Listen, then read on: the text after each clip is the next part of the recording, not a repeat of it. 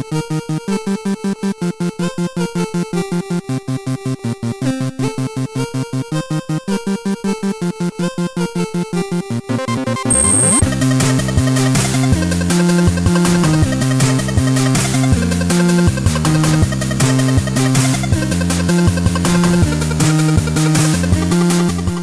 everyone, welcome to the first ever Sam's Garage vlog.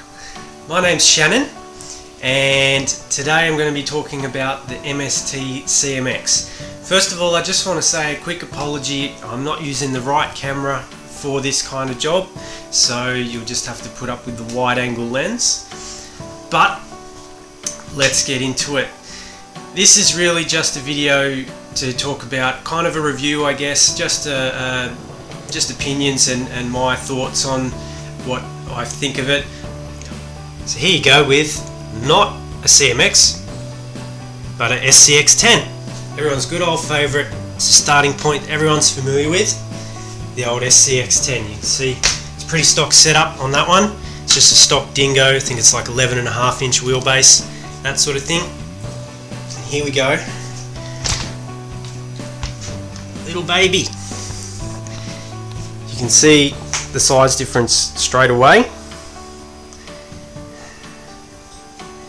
The whole thing that the CMS, the big selling point that they've come out with when this was released is the size of it. It's to cater to fit in under the Tamiya bodies that have got the shorter wheelbase and the narrower track width. This one here that I've set it up as, I've set it up with the parts for the 252mm wheelbase, but I still had to shorten it by about 5mm to fit under the body that I'm using. But here you can see a good comparison with the size.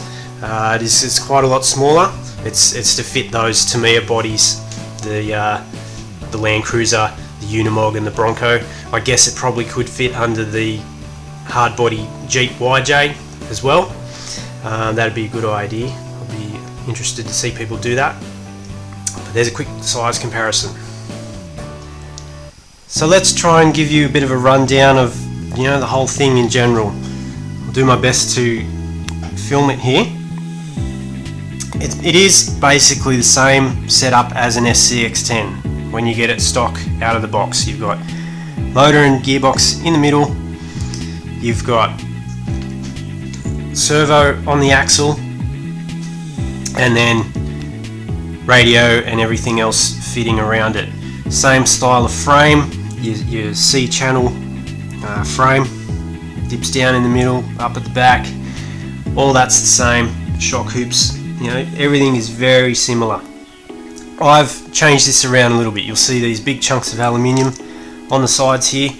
That's for my own build that I'm doing. They're my rock sliders, they're my side steps, and they're doubling as battery holders as well. I'm putting a dual battery setup here. I've got two cell lipos that I've wired up to the ESC in parallel, so I get pretty much double capacity, and I think it doubles the current as well. I'm not too sure on that, but they're different. The kit doesn't come with any kind of sliders, like an SCX10 or a Trailfinder 2 has the side bars. It doesn't come with anything like that, so you do have to kind of make up your own protection for your body. The other thing is I've replaced this front. Normally there's a tray here, battery tray that would normally sit in there, and then also this is your radio box that fits under that tray, screws in under that, gives it good protection from weather, and I think it may be waterproof. There are seals in the box that you put around the rim there, so I'm pretty sure it would be waterproof. I've replaced that because the body that I'm using has a dashboard that sits down and doesn't fit this. I was going to chop this in half and still use it because of these bolts here. It was a good way to hold things together, but I ended up just to start with, just put my own piece of styrene here. Got my receiver and my ESC sitting there. On the back here, there's another cross brace with a little bench that you're supposed to, in the instructions, that's where it says to put your speed controller. I just put everything up front, mainly just try and get as much weight up the front as I could, even though this doesn't weigh much, just to keep things nice and tidy all together, because at the moment, you know, the motor's in the middle, so that's where all your weight is, so I thought I'd get as much as I can up the front. But that's the general kind of setup. It comes with all plastic links. The way they give you 3 different options of wheelbases, and you just basically use a different combination of the plastic links, and there's little spaces in them. I'll see if we can see where they are in the front ones here. There's a little spacer just there. Eventually all this is going to get replaced with metal links. For the moment I just wanted to build the truck and get it running pretty much stock and see how it's going. I'll measure all these up, make up my own links later to strengthen things up, as well as steering links here. It's plastic. I've added my own spacer in the middle there. The way the kit instructions tell you to build it is there's a set screw that joins these two together, and they tell you to leave a 5mm gap to get your right width for your axle. I thought that was a little bit flimsy, so I did add an aluminium spacer in there just to try to kind of beef it up a little bit. Same thing, eventually I will make up my own tie rod. This one, like an axial tie rod, and I guess like many others, it's got the bend here and comes right out and sits out in front. That's so that when you turn, it clears your diff, because you see the steering on this is pretty good straight out of the box. It's quite sharp, so it needs that bend to come right out so that it gives you that angle. So you can't just replace it with any rod ends, axial bent rod ends or anything like that, because it still doesn't come out far enough. So I'm going to have to make up my own, use some ball thread and that sort of thing, and bend it up and make it like that. Same as the drag link underneath connecting to the servo. Same system. They tell you to build it with they're basically long rod ends that form the whole link, joined in the middle with a set screw. Same thing, leave a gap, but I put my own spacer in there just to try to beef it up a little bit for the moment. Eventually, same thing, get replaced. And also, as you see, servo on the axle. Obviously, that's going to give you the strongest steering straight out of the box. But as a scale trail truck, if you were going to build this, lately the trucks I've been building, I try to fit in with class 1 rules, so you're going to have to get that servo off the axle, put it up on the frame. This thing is going to be a little bit tricky to do that, because there's not a lot of room up there, being that this whole truck is so much shorter. There's not a lot of room up there. The good thing is though, is that this frame is the same width as an SCX10 frame. Between here and here is about 70mm or so, I think, and that's the same. So you can fit, I've tried it before I put this all together, the servo does fit in the gap. It's just a really tight fit, and it's going to take a bit of working out to get how to mount it and that sort of thing, fit in with the cross brace that's a part of the chassis already. This stock bumper bar that I'm using as well is not helping that situation because of the way it's mounted here, and it comes right down there. That may clash with the servo horn if you are going to put it up on the frame. The other option, which is quite good with this kit though, is that it probably would allow behind the axle steering. The knuckles are set up, I'll try and get a shot The knuckles do have lots of little extra tabs on them. See behind the axle there's a little tab with a hole that you can bolt something to. So they've really thought it through and given you options so that you can make your own modifications. So that might be an option as well for getting a servo off the axle and setting up a steering chassis mounted steering setup, but it is going to take a bit of head scratching though. When this kit was getting released, there was two major talking points that everyone was going on about. So the first one is the bearings. This is what comes with the kit. These little brass, just bushings. They're not bearings, ball bearings or anything like that. They're just bushings that just fit into the different spots. So that's the first thing. When I bought the kit at the same time, replaced it with ball bearings. And you notice a difference straight away. I built the thing to start with these bushings just so that I could get the kit together, so I could work out fitting the body and that sort of thing, and I had the axles all assembled. And there's just no comparison when you run the gear and you rotate things. You can just hear it and feel it grinding with these bushings that are they're just, yeah, I mean that's why the kit's cheap, I guess, is because there's things like that in it. So ball bearings, oh, so much better. It's what we're all used to with when we buy axial kits and everything else. So I do have the perfect use for these now though that I'm not putting them in the kit. There we go. Next thing for this truck is the shocks.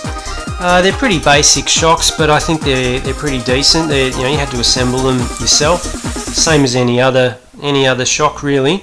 All plastic body. They're about sitting it like that, fully with no pressure on them. They're about 70 millimeters, so they're a bit smaller. So they are going to be good for some people, even if you want to use them for other types of kits and that sort of thing. Get your low ride height. They're pretty good. They don't seem to leak so far. I've had it out for one run, and just they seem to be pretty good. I just used the stock oil that came with the kit, so I think it's about 35 weight oil. They seem pretty good. Wheels for this kit, wheels and tires are 1.9. I've put my own 1.5s on this kit just to fit in with the body that I'm using, but these are what come with the kit, so they're a pretty good looking wheel. They're kind of similar to all the G-made wheels you can get. They're a plastic wheel, not beadlock or anything, so you do have to glue this on, which I haven't done yet because I'm not using them for this truck. But yeah, they're a pretty decent looking wheel. This truck I'm going to be building, it's got a different body on it at the moment, but I am going to also use it with I already had a Tamiya Land Cruiser 40 series body sitting here that I was just about to start. Then this project came along, so I will actually fit this on to this body because it's pretty much the same wheelbase. With that body I'll be using these wheels. I think I'll glue them all up, maybe add some weight to the front ones, and the wheels are vented already. I'm pretty sure they are. I think I saw a hole in there somewhere, and the foams in the tyres seem okay. For now we'll see how they go. I'm not a big aficionado on tyre setup and foam setup. A lot of people get right into that, and you get fantastic results when you do pay a lot of attention to foams and stuff like that. I'm kind of a bit more casual, and I just sort of run whatever I put my hands on, and yeah, maybe we'll tweak it later, but I'm pretty casual about it. But they're a decent looking sort of tyre. They've got a nice looking tread on them, and as I said, they are 1.9, so there is a difference with what I'm running here, but they seem pretty good. One other thing I liked about the kit, it's only a very small thing, but you wouldn't believe what a difference it makes when you're building a kit, is Hex Hardware. Anyone that's built a Tamiya kit that comes with all Phillips head hardware sort of knows what I'm talking about, and they get replaced pretty quick. So this kit, I was surprised, being that it comes out at such an affordable price. One way that manufacturers do that is that they don't use Hex Hardware, because for whatever reason it's more expensive. This kit came with full Hex Hardware, and that was just unreal. It's just such much more of a dream to work with, so much easier. The other thing that people have been talking about is the plastic lockers in the diffs.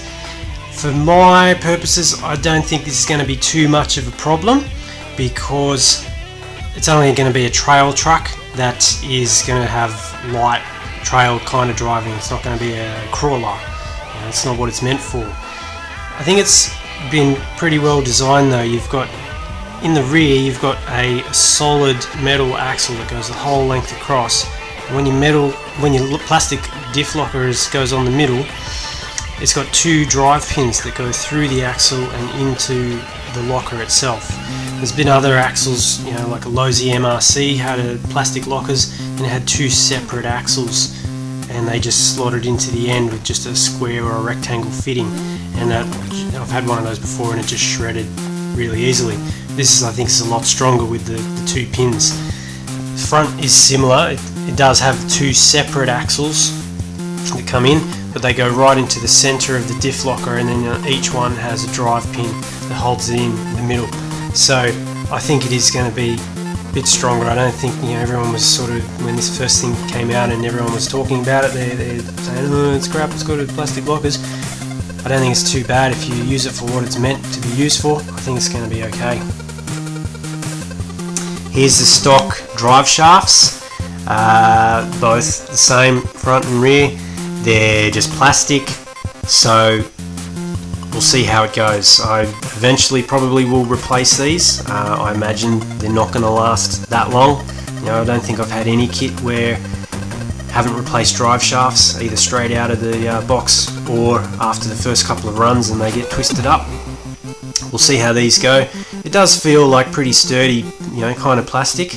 I know that's sort of hard to comprehend, but it does feel, all the plastic on this kit, the axle casings and everything, it does feel like, there's different grades of that plastic you can get. So they feel okay. We'll see how it goes after the first run, but well, it's had its first run and they went alright, but we'll see how it goes after the next few runs. I think I'll be buying spares of my own choice to fit anyway. So there you go, there's my thoughts on the MST CMX. Pretty, hope that was in-depth enough for you. I tried to cover most things. So yeah, I'm going to get this thing running, finish it up. Hopefully you'll see some videos upcoming of it soon. Cheers guys, thank you.